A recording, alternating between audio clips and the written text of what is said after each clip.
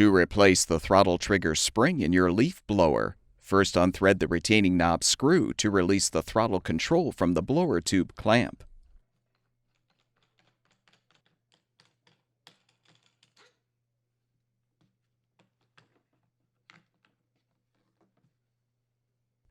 Use a T27 Torx bit to unthread the 4 screws, securing the 2 halves of the throttle control.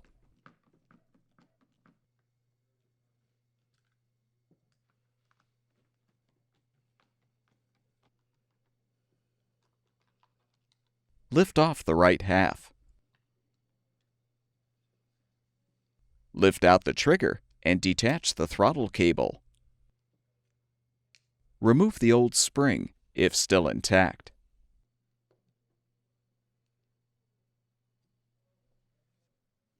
Install the new throttle trigger spring by inserting the hooked end into the hole, then position the spring on the trigger hub. Reattach the throttle cable. Now, keeping the spring depressed, align the trigger on the post. Confirm the wires and cable retainer are positioned in the channel. Make sure the mounting pin is in place, then realign the 2 halves of the throttle control and thread the screws.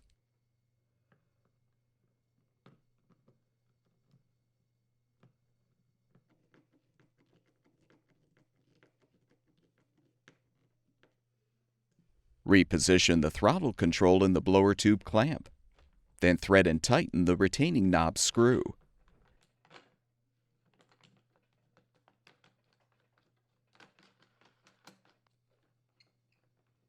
Keep in mind, you can rotate the throttle cable adjustment screw clockwise to increase tension on the cable, or counterclockwise to decrease the tension.